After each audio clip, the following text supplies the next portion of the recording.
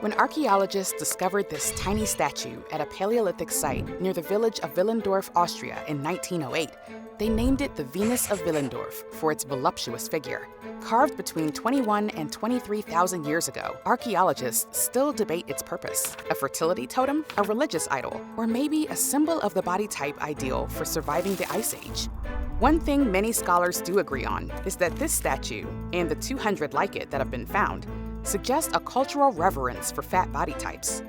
But by the time of the ancient Greeks and Romans, negative stereotypes about fatness were being set in stone. Well, technically, papyrus.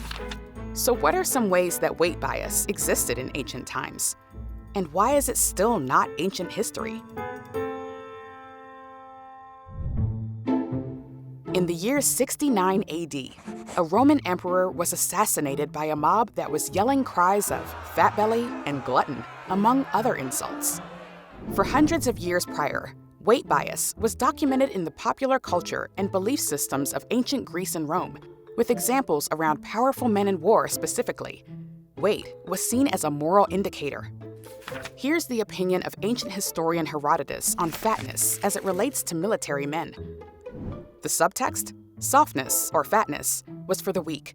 Warriors, like the Spartans, were lean and strong. So, 50 years later, when a Theban general checks his dinner bill and discovers that he's inadvertently consumed a lot of fatty olive oil, his flip-out at his subordinates likely has less to do with the cost and more to do with the stigma against powerful warriors being associated with fatness.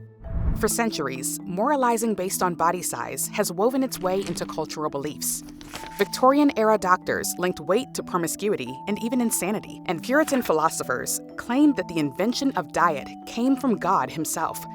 During the Enlightenment, some European philosophers used physical traits like body size to create racial classifications and hierarchies that contributed to the rise of modern scientific racism. And weight stigma is far from ancient history.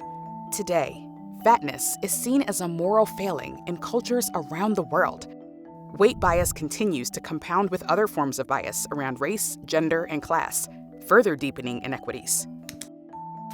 Weight discrimination in the workplace is legal in 49 states, leading to wage gaps and lost opportunities for people with fat bodies.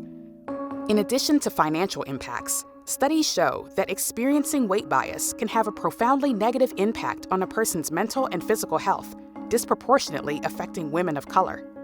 Weight stigma isn't going away on its own. Take action today and learn more about weight bias, challenge your own unconscious biases, and speak up against prejudice based on body size in your communities.